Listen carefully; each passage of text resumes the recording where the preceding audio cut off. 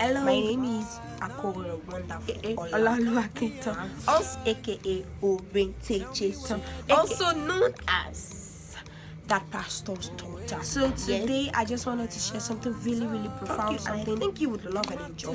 During the sermon, while my pastor was preaching, he preached from the story of the Samaritan woman by the well that Jesus met and asked for water. We all know the story. It's not enough. So while he was preaching, the Holy Spirit was really teaching me something. So it's about the similarity between the Samaritan woman and Eve. These are two different women having discussions with two entirely different people.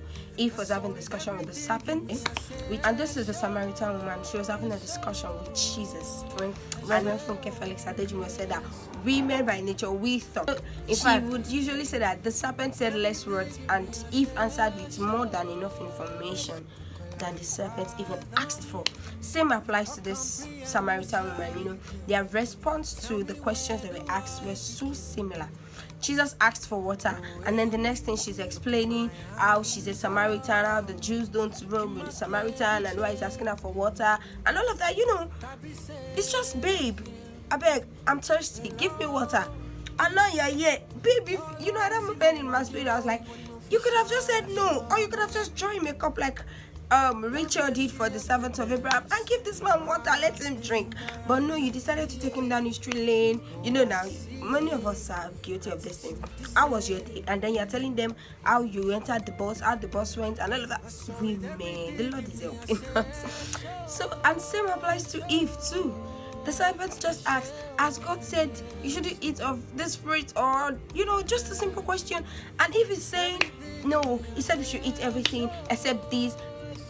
That if you eat this is going to happen. And you gave him so much information.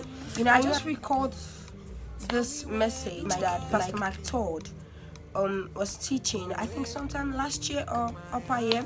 Forgive me, the date may not be accurate, but it was definitely Pastor Mike Todd. And he was preaching on this book, using this as book that he wrote at that time, something about faith, baby faith, and all of that. And then he said something very profound. He said, and I quote, "Whoever has your ears has your faith." Did you get that? Okay, let me recap. It said, whoever has your ears has your faith. So linking it to what the Holy Spirit dropped in my heart this morning during sermon in church. Well, the Holy Spirit, the way he dropped it, I had to actually write it down. So I'm going to be reading it out. I just had to write it down because it was so profound for me. It meant a lot, especially in this season, the way everything is going. I don't know what's going on with you or with me, but I just felt the Holy Spirit had this word for me and probably for someone else out there. I hope it helps. So this was exactly the way I had it. The Holy Spirit bring it to me. The Samaritan woman and Eve, and the Holy Spirit came. Be careful who you speak with, because who you speak with determines who you listen to. And who you listen to determines who you believe. I don't know if you got it, but I'm going to say it again. It says, be careful who you talk to, who you speak with. Be careful. The Samaritan spoke with Jesus. Eve spoke with the serpent. Be careful who you're talking to. That thing that is wrong with you, that thing that's going on with you, be careful who you're sharing it with. Be careful who you're telling, or how you're just opening your mouth to say things about the season, about your life, about what is going on now, and all of that. Be very careful. Be careful who you're speaking with, because who you're speaking with will determine who you're listening to. And don't forget, Pastor Mike Todd, like I said earlier, once said, who has your ears has your faith. So who are you speaking with? Who you're speaking with will determine the people you're listening to, the calibers of people that you're speaking with, the people you sit down with. It says, do not sit in the council. Do not sit in the council of the scornful or something. It's in the book of, I think, Proverbs. Forgive me. Those things, don't stand with them, don't sit with them, don't talk with them. It's a reason, because who you talk to is very important. Who you talk to has the right to speak back to you, and sometimes you almost can control what your brain, your subconsciousness would hold on to. So who you're talking to will determine who is speaking to you. Who is speaking to you will now determine who you believe. The devil told Eve, it's a lie, you can eat of it. If you eat of it, you'll be wise, you'll be Gen Z body and all of that. You get it. And she believed it, and straight she went. Now the Samaritan woman spoke with Jesus, and he told her so much. He humbled her. He brought her to he brought out all of her, and immediately, at that point, I wrote something. It said, and what I got from it that I wrote down was, one can, who you speak with, that determines who you listen to, and then determines who you believe, can leave you being either a witness or a weakness. Do you understand? Who you're speaking with, who you're listening to, who you're believing, can leave you remaining either a witness or a weakness. Eve became Adam's weakness. Why? Because she gave him that fruit. He ate of it. Can you imagine who you're listening with, who you're speaking with? Okay, let me even leave the Samaritan woman and Eve, Abigail, and Nabal. David's men went to speak with Nabal, and what Nabal said back. Listening to what Nabal said back would have ended Nabal's reign immediately, because David was ready to go into his camp and destroy everything.